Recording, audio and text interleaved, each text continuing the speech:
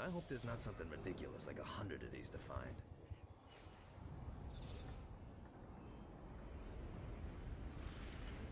Hi.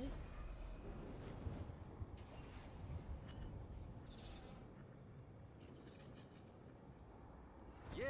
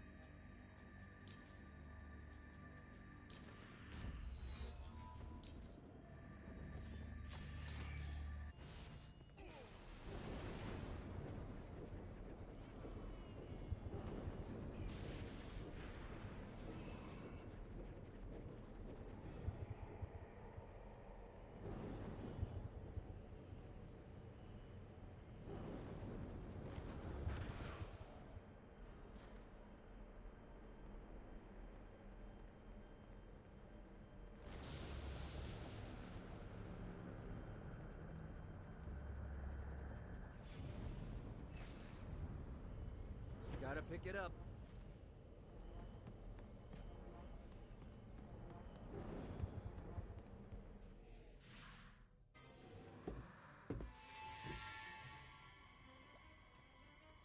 Abandoned ship! We've been boarded!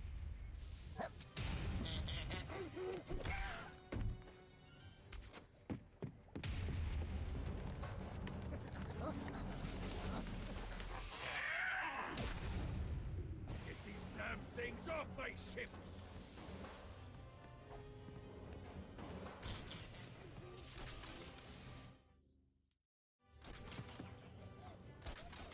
I am the scourge of the seven seas!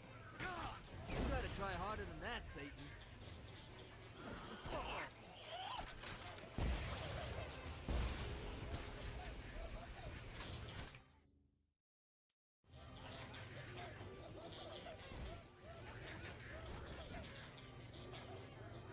I am the scourge of the seven seas!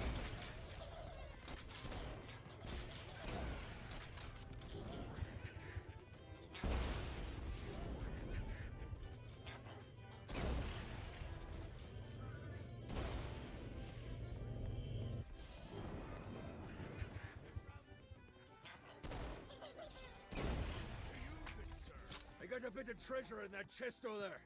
The weapon you find inside may help with our little imp problem.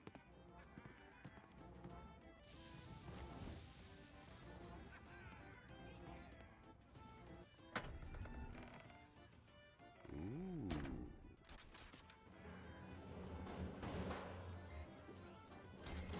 Never should have fucked with me.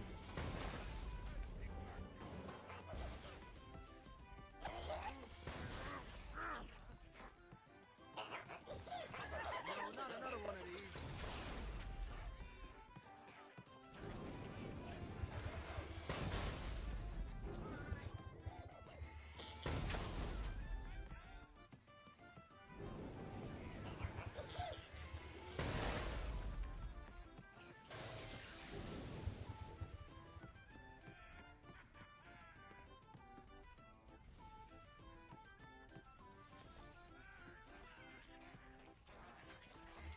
I summoned these imps to serve as my crew.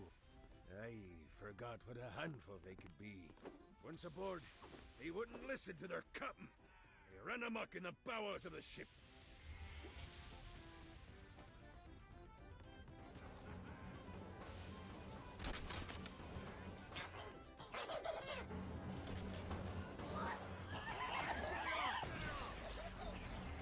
You wanna play too? No, not another one of Good these. God, they're swarming me! Fight, you little bastard.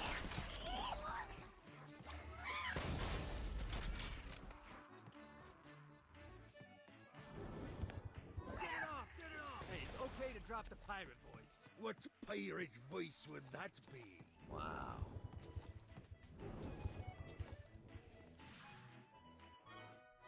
Zignac's destruction of Earth had a profound impact on the afterlife. To heaven, it was a logistical nightmare. St. Peter's meticulous nature drove purgatory wait times to unbearable levels. Meanwhile, in hell, where souls in pain were used as currency, it created a new era of prosperity for the wickedly enterprising. This economic boon resulted in the coffers of hell to be overflowing, which in turn piqued the interest of the most notorious man that sailed the seven seas. Long had Blackbeard been a thorn in Satan's side, robbing tax collectors on a semi-regular basis. But the promise of an immeasurable fortune drove him to be even bolder. An arrangement was reached. Blackbeard would provide information on strategic targets in exchange for a share of the profit. Johnny, who was interested in murder, not money, happily agreed.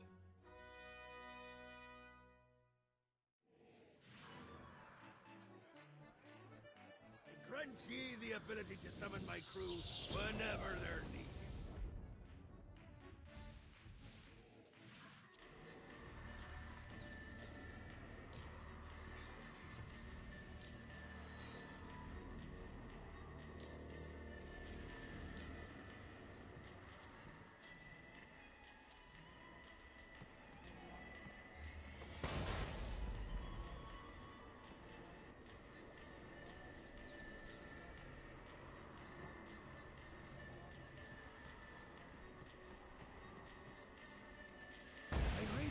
Office and found information on where the president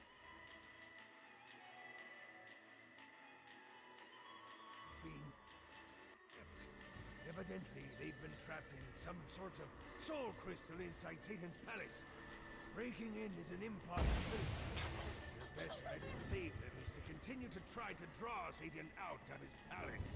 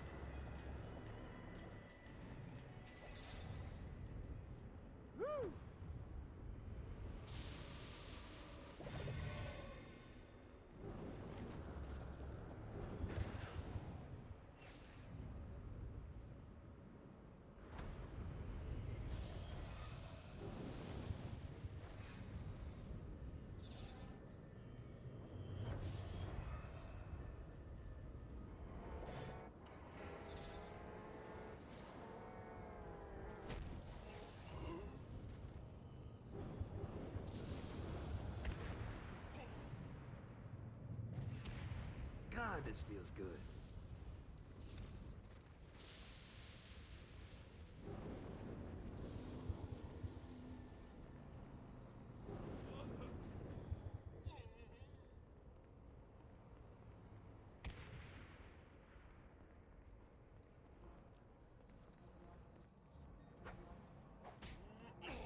Come on!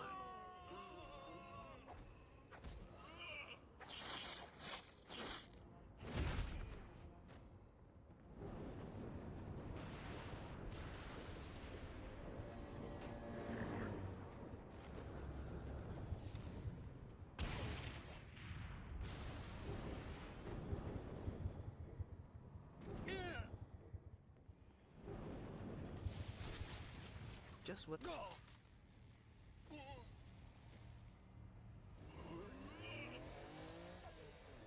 Note to self. Find a way to control lightning.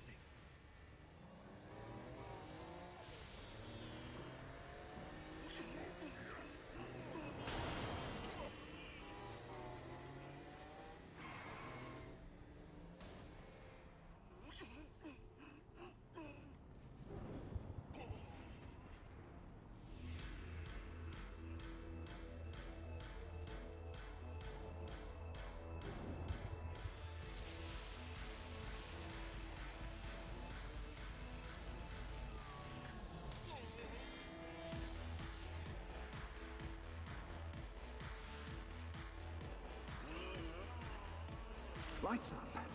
William Shakespeare, his greatest playwright. and hell's most diabolical purveyor of entertainment looks on as a brave mortal on an Orphean quest enters. The bard's interest is piqued, and he looks to test his visitor's mettle.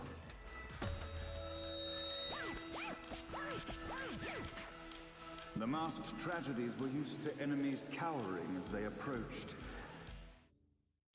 But soon they realized that they faced a foe with courage and nobility, traits uncommon in the fires of perdition.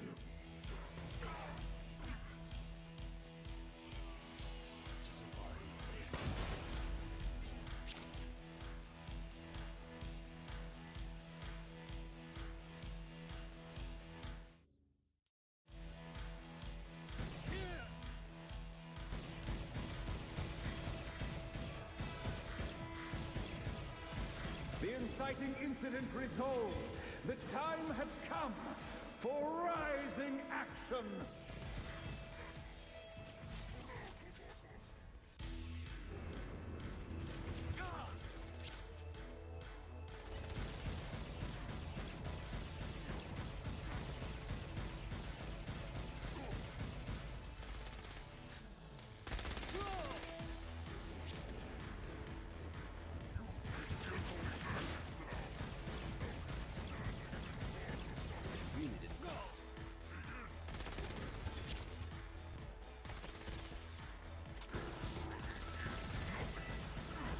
The battle raged on below, and as bullets and blood flew, the bard arched a curious eyebrow. Could this mortal be the exact thing that Shakespeare needed?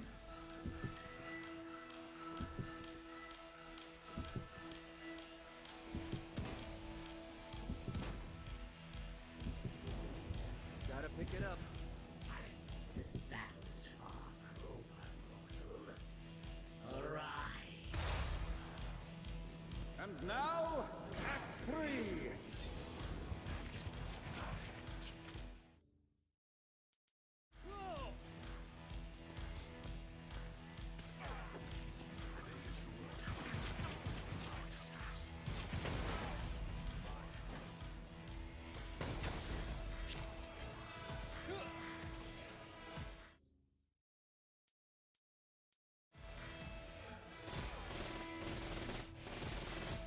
Got him up.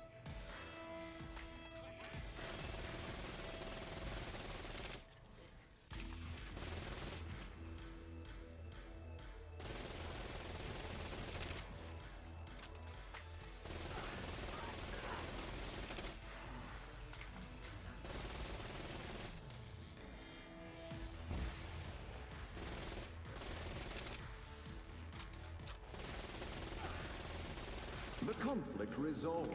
Shakespeare eagerly awaited meeting the champion that dispatched so many of his men. Undoubtedly, they were here for the bard's aid. And while happy endings were not a thing found in hell, Shakespeare always had a soft spot for comedies. In the land of the living, William Shakespeare is regarded as one of the most prolific playwrights of all time. However, to the denizens of hell, the bard is seen in a far different light. After selling his soul for fame and adoration, Shakespeare served in hell as Satan's spy master general. In doing his duty, Shakespeare would punish the souls he was investigating by forcing them to perform in grotesque passion plays for Satan's amusement. But in a Twelfth Night-esque twist, Shakespeare found himself living a double life. While he projected an image of cruelty, his heart was as soft as Jezebel's. In secret, he would tutor her on the classics and act out the works of his mortal days. When Satan found out, he cast Shakespeare out of the palace, believing that the poet would be tormented by the populace of hell, far out of Jezebel's sight. But Satan had not counted on the bard's cunning. Embracing his persona of master torturer, Shakespeare and his followers, the tragedies, took root in the entertainment district, biding their time for revenge.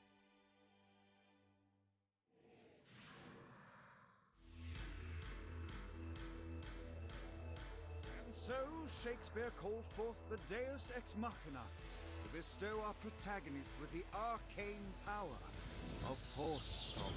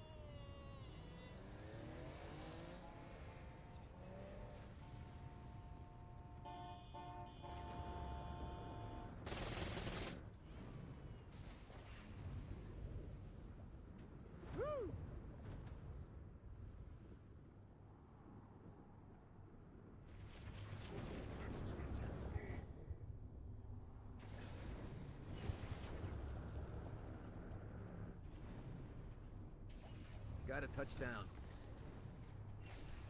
Damn it.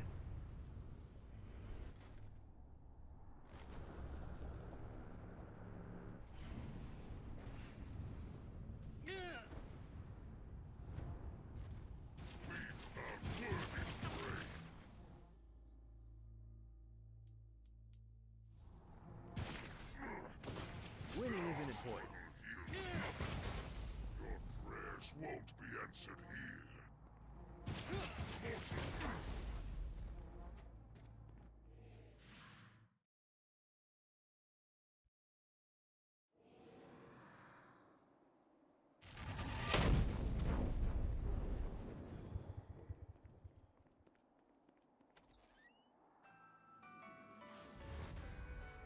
Wheels on the bus go round and round, round and round, round and round. The wheels on the bus go round and round all day long.